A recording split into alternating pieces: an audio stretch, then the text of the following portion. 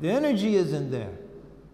And naturally we eat less if we're fasting right, so you don't like pile up your dinner and your lunch and your breakfast, all that iftar time, and you're like, yes. No, you just eat dinner. Breakfast is gone.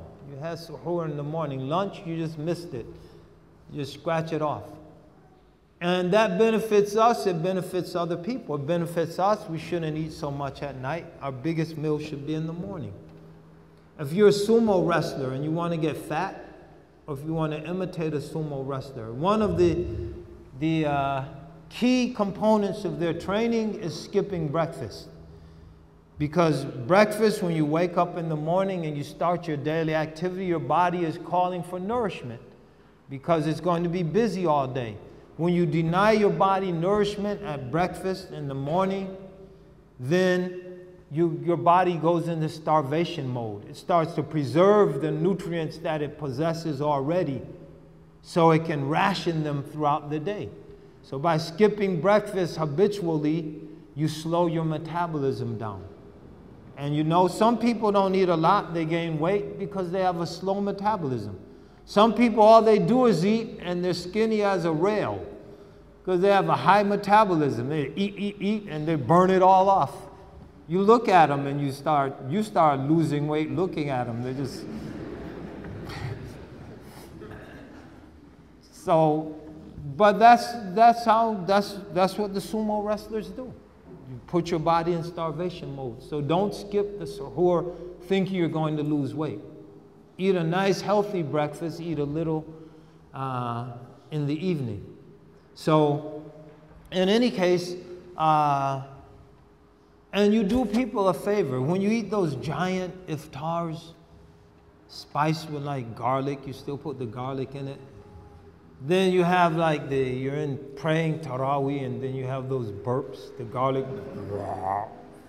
You're standing next to one of those people and it's like,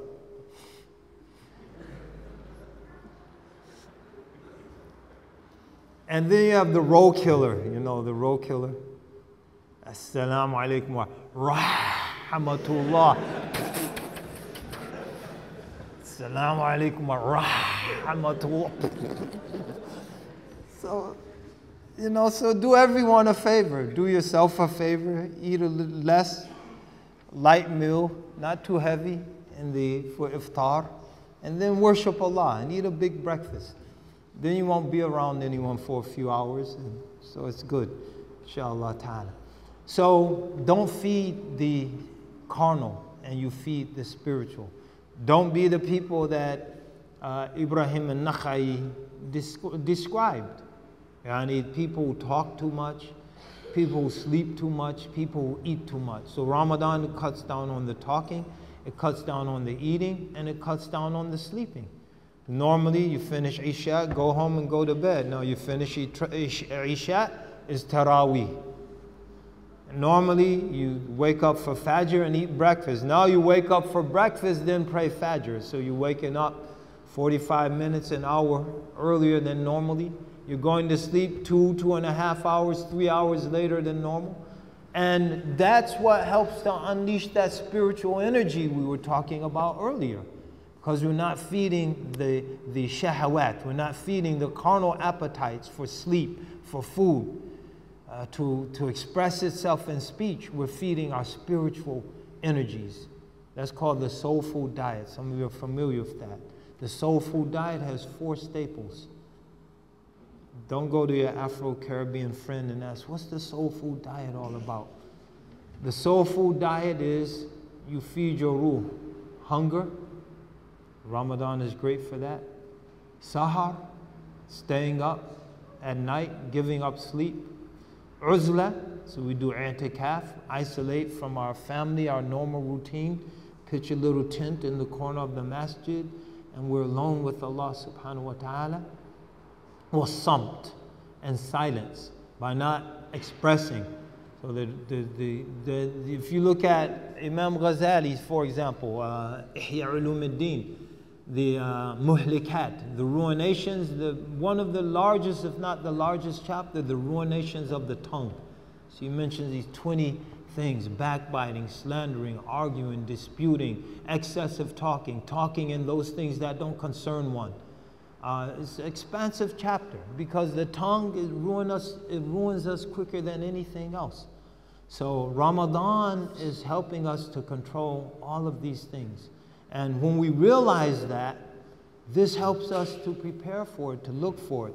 Earlier today we mentioned one of the things that help us to prepare mentally for Ramadan is understanding the tremendous reward that Ramadan holds for us. So we mentioned the hadith of the Prophet ﷺ, and it's also hadith Qudsi an Abi Hurairah radiyallahu anhu.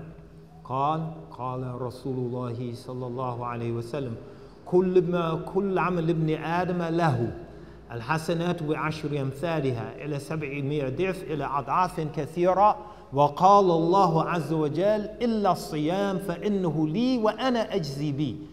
So, and then the versions of the hadith go on: ترك طعامه وشرابه شهوته من أجل للصائم فرحتان فرحة عند فطره وفرحة عند لقاء ربه. But we'll just concentrate on the first part. So he says that every action the human being does is for him or her, whatever the case may be.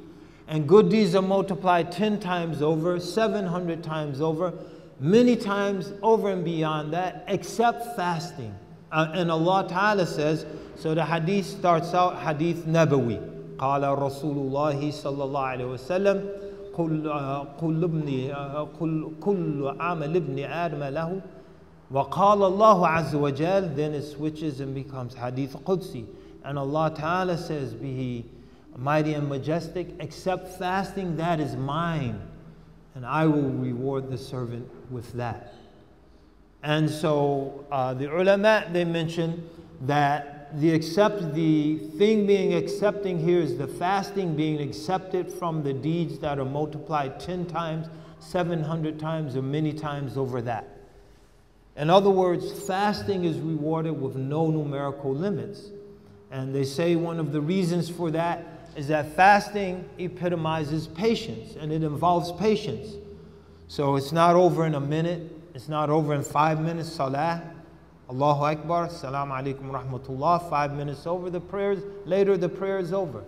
It's not over in a week. So you pack up here in the United Kingdom, fly to Jeddah, go to Mecca, to Mina, you do the rites of Hajj, go out to Arafat, come back, 3 days in Mina, get back on the plane, 1 week, you're done. Fasting is an entire month. Fasting doesn't involve the few minutes to do the rites. So you stone the jamarat, and then you go and you rest. The whole day is fasting. And the whole month, 29, 30 days. And so that involves patience in all of its manifestations. Ibn Qayyim al-Jawziyah mentions in one of his writings the 3 basic aspects of patience. As-sabru ala ta'a. Patience in dealing with the difficulty that comes through obeying Allah. So sisters obey Allah, they wear hijab, and they can't get this job. They can't get that particular job. The employer is prejudiced against Muslim women who wear hijab. And so their single mother, they can't put their child in a private Muslim school because they can't get the job. And so there's difficulty involved. But she endures, and her reward is unimaginable with Allah Ta'ala, and Allah eventually gives her a better job with better people, with better pay. Anyway, but that's patience in dealing with the hardship that comes through obeying Allah. وَالصَّبْرُ عَنِ الْمَعَاصِي. And patience in dealing with the hardship that comes through avoiding things that are forbidden. So the guy, he wants a better income, he has a little store. So his friend says, well, if you start selling alcohol, your profits will go up 200%. I did it myself. And now I can send my children to Cambridge. I don't have to send them to Birmingham City College, University. There's nothing wrong with Birmingham City University. It's a fine school. Some of you probably go there. I'm just making an example. But it's cheaper than Cambridge. I think there's no argument. So he has in his head, if I pay more money, they get better at education. That's not necessarily true.